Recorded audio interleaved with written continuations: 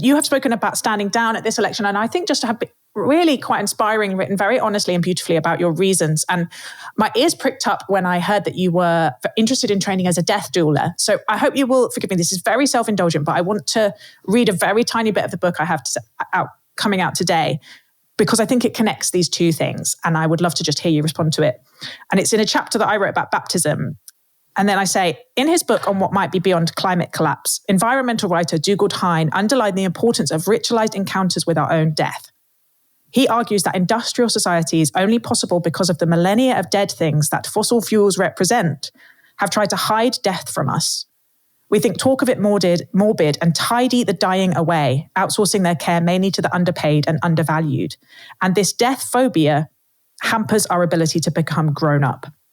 Hine's point is that the loss of these rituals, the community participation in bringing children across the threshold of adulthood via these initiations like baptism, is just one of the many things we have lost in a culture of disconnection. Because when we deny death, we deny limits, think we are above cause and effect.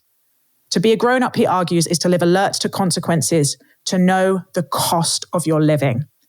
It is hard to be a grown-up in the world we have made. Wow. He's amazing. You should get hold of his book. I'm going to definitely get hold of that. But I'd love to just, Brilliant. So do you feel it? The connection between your draw to think deeply and be present in death? Yes, I mean, I'm still just kind of reeling from that really beautiful way of expressing it. And I think there's so much truth in what you just said, and we could, spend days unpacking all of that. But there's certainly something I think about the way in which we've basically hidden away death, and it's the last taboo, and we never talk about it, and what that means for the way that we live in all sorts of ways.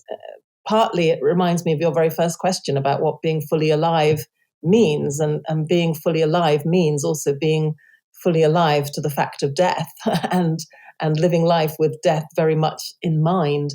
And I'm really interested. I haven't much thought until you just read it like that about the link to how our marginalizing of the idea of death means that we do live in a way that makes us think we can go on forever, and therefore that feeds directly into this kind of consumerist culture where we never really think very much about what happens to all the shit that we throw away.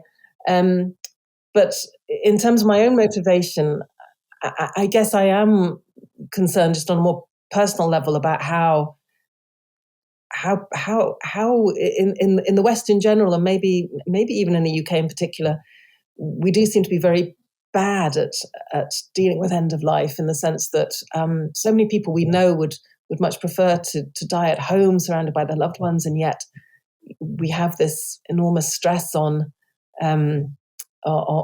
making people better at all costs, no matter what kind of quality of life that looks like and what their own wishes are. And so death becomes so medicalized, over medicalized. I mean, that's not to say there aren't occasions when you'd be very, very grateful for medical intervention towards the end of life, and quite rightly so. But I think a more honest debate about how we approach the end of life and what we would want at the end of life would make things so much better for the living and the dying. And the role of ritual in that, I would love to explore with you. One of my favorite books is Francis Weller's the Wild Edge of Sorrow, in which he makes such a powerful case for the importance of ritual.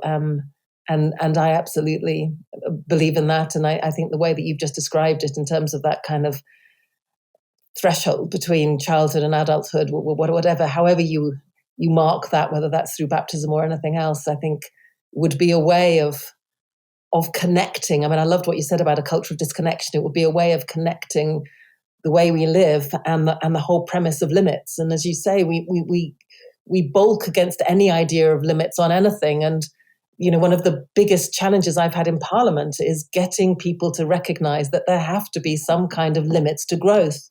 I set up an all-party group with the title Limits to Growth, because we know that if by growth we mean more of the same extractive economic system that's led us to all of the environmental problems we have right now, if we think we can do that on a planet of finite resources, we are so misguided. But it's so difficult. I think that's probably the hardest thing I've tried to do in Parliament, is to get that on the record, because people will mock it, they will avoid it, they will tell us technologies mean that we don't even have to confront it.